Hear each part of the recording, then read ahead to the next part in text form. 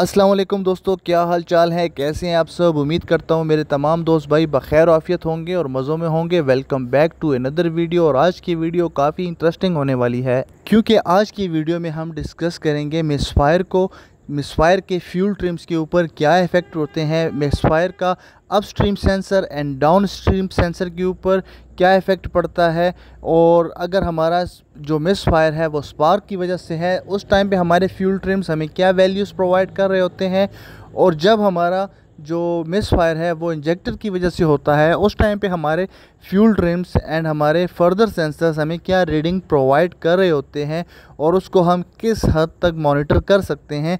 आज की वीडियो इसी सारी चीज़ों से रिलेटेड है। आज से कुछ दिन पहले भी मैंने इसी टॉपिक के ऊपर एक वीडियो बनाई थी जो कि मुझे रिमूव करनी पड़ी।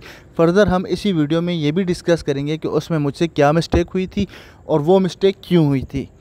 और दोस्तों, सबसे पहले हम गाड़ी को स्कैन करते हैं क्योंकि हमने इस गाड़ी की ट्यूनिंग की है। तो सबसे पहले हम इसका थ्रॉटल रीसेट करते हैं, थ्रॉटल की लर्निंग करते हैं, उसके बाद फर्दर हम वीडियो में प्रोसीड करते हैं। उसके बाद हम जाते हैं अपने मिसफायर की तरफ, जो कि हमारी आज की वीडियो का टॉपिक होने वाला है। मिसफायर को हम क्यों इतना डिटेल में डिस्कस कर रहे हैं, उसकी वजह यह है कि कुछ गाड़ियों के अंदर हमारे पास मिसफायर मॉनिटर नहीं होता। हमें ये ट्रबल कोड नहीं प्रोवाइड किया जाता कि किस सिलेंडर के अंदर, किस पर्टिकुलर सिलेंडर के अंदर मिसफायर है और मिसफायर की वजह क्या है। मिसफायर का ट्रबल कोड आ भी जाए तो हमें वजह खुद ही पता लगानी होती है कि हमारा मिसफायर कंप्रेशन की वजह से हो रहा है, हमारा मिसफायर इंजेक्टर की वजह से हो रहा है, हमारा मिसफायर स्पार्क प्लग की वजह से हो रहा है। तो इन सारी चीज़ों को डिटेल में डिस्कस करने का हमारा पर्पज़ ये है। कुछ गाड़ियों के अंदर उनकी इंजेक्टर्स की एंड इग्निशन कॉइल्स की लोकेशन ऐसी होती है कि वो इनटेक मेनफोल्ड के नीचे लगे होते हैं और हम उनको डायरेक्टली चेक नहीं कर सकते। और जब हम इस सिचुएशन में होते हैं कि हम उनका कनेक्टर उतार के उनको नहीं चेक कर सकते या फिर हम उनको अनप्लग करके नहीं चेक कर सकते, इसके लिए हमारे पास हम फ्यूल ट्रिम से कुछ हद तक उनका अंदाज़ा लगा सकते हैं। और ये एडवांस डायग्नोस्टिक्स में आता है। अगर आप सिर्फ ऐसा बंदा है जो कि कोड रीड एंड क्लियर करता है तो ये वीडियो उसके लिए नहीं है, आप इस वीडियो को स्किप कर सकते हैं। फर्दर चलते हैं हम वीडियो की तरफ, और इसमें हमने इसका इलेक्ट्रॉनिक थ्रॉटल रीसेट कर दिया है। जब भी हम होंडा का इलेक्ट्रॉनिक थ्रॉटल रीसेट करते हैं तो सिर्फ हमारा इलेक्ट्रॉनिक थ्रॉटल रीसेट नहीं होता, हमारी जो फ्यूल ट्रिम्स का डेटा रिकॉर्ड किया जाता है वो भी रीसेट हो जाता है। तो उसकी दोबारा आइडल लर्निंग के प्रोसीजर तक हमारी फ्यूल ट्रिम्स एंड हमारा जो थ्रॉटल है वो दोबारा रीलर्न किया जाता है। और इसके लिए गाड़ी का 92 डिग्री सेल्सियस पे टेम्परेचर का आना बहुत ज़रूरी है। टेम्परेचर सेंसर 2 का, होंडा के अंदर 2 टेम्परेचर सेंसर होते हैं। एक टेम्परेचर सेंसर हमारा रेडिएटर के अंदर लगा होता है और दूसरा टेम्परेचर सेंसर हमारा इंजन के अंदर लगा होता है।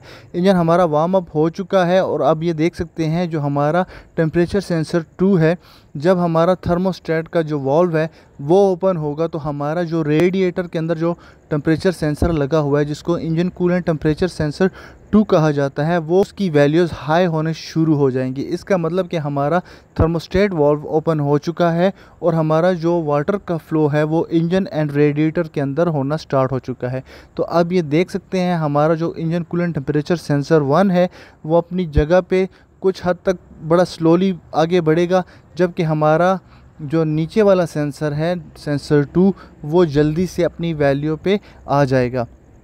तो नीचे वाले सेंसर के ऊपर हमारा फ़ैन ऑपरेट किया जाता है। जब हमारे कूलेंट सेंसर 2 के ऊपर ट्रबल कोड होता है तो तब फ़ैन की जो ऑन ऑफ ऑटोमेटिक फ़ैन की जो ऑन ऑफ की पोजीशन होती है वो शिफ्ट हो जाती है इंजन कूलेंट सेंसर 1 पे। लेकिन सबसे पहले जो हमारा इंजन कूलेंट टेम्परेचर सेंसर 2 है, इसी की बेस के ऊपर, इसी वैल्यूज़ के ऊपर जो हमारा ऑटोमेटिक फ़ैन है वो ऑपरेट किया जाता है। तो इस तरह अपने थर्मोस्टेट को भी होंडा के अंदर चेक कर सकते हैं कि हमारा थर्मोस्टेट ऑपरेट कर रहा है प्रॉपरली या नहीं कर रहा। अगर हमारा ऊपर वाला सेंसर जो है तो वो 95 डिग्री सेल्सियस से बढ़ जाता है और हमारा रेडिएटर का टेम्परेचर जो है, जो इंजन कूलेंट टेम्परेचर सेंसर 2 है, वो लोअर रेंज पे रहता है, तो इसका मतलब हमारा थर्मोस्टेट वॉल्व स्टक है। अब ये देख सकते हैं इसका ऑप्टिमम टेम्परेचर लर्निंग मोड पे जाने के लिए 92 डिग्री सेल्सियस होना बहुत ज़रूरी है। और जो इसका फ़ैन है उसका जो ऑपरेशन टेम्परेचर है वो 95 डिग्री से लेकर 97 डिग्री तक होता है, 97 डिग्री सेल्सियस तक। जब कूलेंट टेम्परेचर सेंसर 2 जो है वो 95 या फिर 96 टू 97 डिग्री सेल्सियस पे पहुंचता है तो उस टाइम पे हमारा जो कूलिंग फ़ैन है वो ऑन हो जाता है। टेम्परेचर जल्दी से इंक्रीज़ करे इसके लिए हमने गाड़ी का आरपीएम थोड़ा सा इंक्रीज़ कर दिया है, एक्सीलेटर डिप्रेस किया हुआ है 3000 आरपीएम के ऊपर, ताकि हमारा जो टेम्परेचर है कूलेंट सेंसर 2 का वो जल्दी से जल्दी 92 डिग्री सेल्सियस पे पहुंच सके। अब चलते हैं दोस्तों, इसके बाद हमने क्या करना होता है जब हमारा टेम्परेचर 92 डिग्री सेल्सियस पे पहुंच जाता है तो हमने गाड़ी को आइडल पोजीशन पे विदाउट इलेक्ट्रिकल लोड के हमने एसी ऑफ़ कर देना है, लाइट्स ऑफ़ कर देनी है और हमने गाड़ी को जो है आइडलिंग के लिए 10 से 15 मिनट तक छोड़ना है। और उसके बाद हमारे पास जो आइडल एयर लर्न की जो वैल्यू होती है वो कंप्लीटेड हो जाएगी। और जब ये 92 डिग्री पे पहुंचता है तो आपको बताया जाएगा कि उसमें हमारे पास वो आइडल पे जाके लर्निंग स्टार्ट कर देगी और वो 10-15 मिनट की लर्निंग के बाद वो कंप्लीट हो जाएगी। अभी जैसे कि आप देख सकते हैं हमारा टेम्परेचर 88 डिग्री सेल्सियस पे पहुंच चुका है। थोड़ी देर में ये 92 डिग्री सेल्सियस हो जाएगा और उसके बाद हमें इसको थोड़ी देर के लिए आइडल पे लर्निंग के लिए छोड़ देना है ताकि ये इसकी आइडल लर्निंग कंप्लीट हो जाए। और इसकी फ्यूल ट्रिम्स आप ऊपर देख सकते हैं हमारे पास जो शॉर्ट एफटी आ रही है और हमारे जो एयर फ्यूल लैम्डा की वैल्यू आ रही है वो आ रही है नियर टू 1। लेकिन जब ये लर्निंग कंप्लीट होगी तो ये बिल्कुल इसको लर्न कर लेगा और वो 1 के बिल्कुल ही करीब रहेगी। ये देख सकते हैं हमारी यहाँ पे लर्निंग स्टार्ट हो चुकी है। दोस्तों कुछ टाइम पहले मैंने एक वीडियो अपलोड की थी जिसको मुझे रिमूव करना पड़ा था, वो एक्जियो से रिलेटेड थी और उसका हमने जो इग्निशन कॉइल है उसको उठा दिया था ताकि मिसफायर अकर हो। और ये देख सकते हैं इस पॉइंट पे हमारा जो मिसफायर है वो हो रहा है और जो हमारा डाउन स्ट्रीम सेंसर है वो लीन चला गया 0.095, जिसको मैं 0.950 सपोज करके मैंने इसको रीच कह दिया था। जबकि अब हम इसको होंडा सिविक के अंदर चेक करते हैं, उस गाड़ी के अंदर हमारा जो कैटालिटिक कन्वर्टर था वो इक्विप्ड नहीं था और इसके अंदर इसका कैटालिटिक कन्वर्टर इक्विप्ड है और उसके अंदर कैटालिटिक ना होने की वजह से उसका डाउन स्ट्रीम सेंसर लीन चला गया था। और यहाँ पे अब दोस्तों आप देख सकते हैं हमारे पास O2 सेंसर जो है वो 0.71 वोल्टेजेस प्रोवाइड कर रहा है जो कि इसकी मॉडरेट वैल्यू है।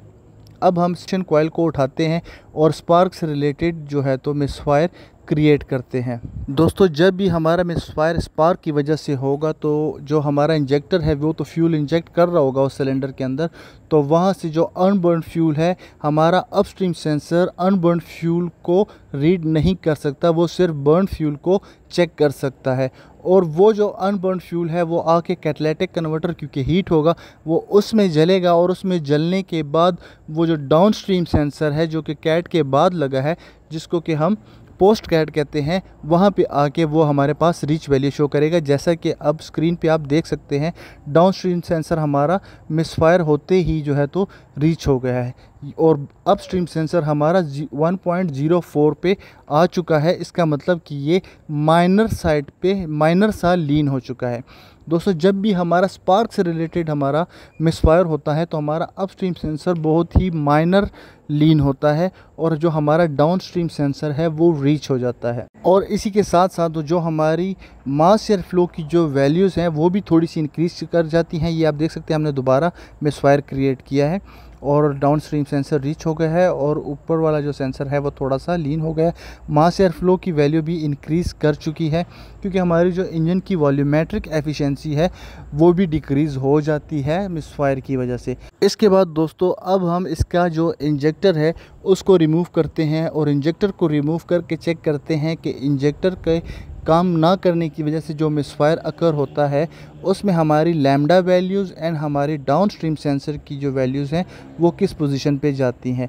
ये तो हमने देख लिया कि हमारा जो स्पार्क से रिलेटेड है उसमें हमारा down stream rich and up stream हल्का सा लीन हो जाता है। अब जब हमारा जो इंजेक्टर है वही काम नहीं करेगा तो उसके साथ क्या होगा ये आप देख सकते हैं अपनी स्क्रीन के ऊपर। जैसे ही हम इसके इंजेक्टर का कनेक्टर उतारेंगे हमारी जो लैम्डा वैल्यूज़ हैं वो भी तो लीन हो जाएंगी और हमारा डाउन स्ट्रीम सेंसर भी फुली लीन हो जाएगा जैसा कि आपको स्क्रीन पे दिखाया जा रहा है। इससे अलावा हमारी जो मास एयर फ्लो की वैल्यूज़ हैं वो भी देखें अबव 2 पॉइंट समथिंग हो चुकी हैं, और हमारा जो मैप सेंसर है थोड़ा सा वो भी इंक्रीज़ हो चुका है। इसके अलावा एक भाई का कहना ये था कि इस टाइम पे जो है तो थ्रॉटल इंक्रीज़ कर जाता है, तो इसमें मैंने थ्रॉटल की जो पोजीशन है वो भी बताई है कि मिसफायर के दौरान हमारा थ्रॉटल जो है तो वो अपनी पोजीशन पे ही रहता है, और वो जो है उसकी वजह से हमारा मास एयर फ्लो इंक्रीज़ नहीं करता। इस टाइम पे मास एयर फ्लो की वैल्यूज़ का इंक्रीज़ जो होना है वो इंजन की वॉल्यूमेट्रिक एफिशिएंसी की वजह से है, क्योंकि जब भी मिसफायर अकर होता है उस टाइम पे जो इंजन की हवा खींचने की जो सकत है वो कम पड़ जाती है, जिसकी वजह से हमारा मास एयर फ्लो इस तरह से बिहेव करता है। और इंजेक्टर का कनेक्टर उतारने की वजह से गाड़ी के ऊपर इंजेक्टर का ट्रबल कोड भी आ चुका है। हम इसका इंजेक्टर का ट्रबल कोड जो है इग्निशन स्विच ऑन करते हैं, क्योंकि जब भी होंडा का गाड़ी स्टार्ट हो तो वो ट्रबल कोड क्लियर नहीं करती है। इग्निशन स्विच ऑन करते हैं और इग्निशन स्विच ऑन करके इसका ट्रबल कोड क्लियर करते हैं। ट्रबल कोड क्लियर करने के बाद हम दोबारा से गाड़ी की फ्यूल ट्रिम्स को एंड डाउन स्ट्रीम सेंसर को चेक करते हैं कि वो अब हमें क्या वैल्यूज़ प्रोवाइड कर रही है। तो गाड़ी के जो इतनी हमने इसके साथ मिसफायर की छेड़छाड़ की है, तो वो कैट के अंदर अगर कोई थोड़ा सा भी अनबर्न फ्यूल है या कैट का जो टेम्परेचर डिक्रीज़ हुआ है तो उसको वापस अपनी पोजीशन पे लाने के लिए थोड़ी देर पे गाड़ी को क्रूज़ आरपीएम पे लेके जाते हैं, थोड़ी सी एक्सेलरेशन करते हैं, ताकि जो हमारे जो पहले हमने जो उसके अंदर मिसफायर क्रिएट किए थे उसकी वजह से जितने भी हमारा कैट के अंदर अनबर्न फ्यूल अगर होगा तो वो जल जाए। अब मैं जो डाटा पैरामीटर सेलेक्ट करने वाला हूँ वो डाटा पैरामीटर्स हैं डाउन स्ट्रीम सेंसर के वोल्टेजेस एंड अपस्ट्रीम सेंसर के मिली एम्प्स। तो मिली एम्प्स से अपस्ट्रीम सेंसर के हम मॉनिटर कर सकते हैं। जब भी हमारी स्टॉकियोमेट्रिक रेशो ठीक होगी तो हमारे मिली एम्प्स ज़ीरो के करीब होंगे, और जब भी हमारी स्टॉकियोमेट्रिक रेशो इंक्रीज़ या डिक्रीज़ होगी तो हमारे मिली एम्प्स भी इंक्रीज़ एंड डिक्रीज़ होंगे।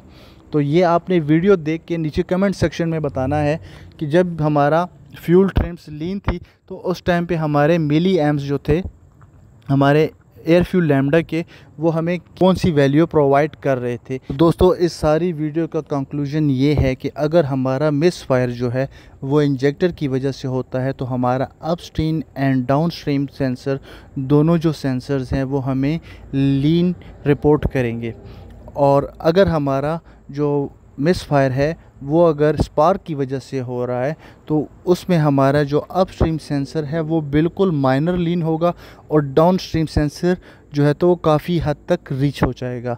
और ये कुछ प्रोसीजर्स हैं जिसके ज़रिए से आप एक अंदाज़ा लगा सकते हैं कि इंजन के अंदर क्या चल रहा है। तो उम्मीद करता हूँ ये वीडियो आपको पसंद आई होगी, आपको अच्छी लगी होगी। अगर आपको पसंद आई हो, अच्छी लगी हो तो चैनल को लाइक शेयर सब्सक्राइब ज़रूर करें। मिलते हैं नेक्स्ट वीडियो में, तब तक स्टे ट्यून। अल्लाह।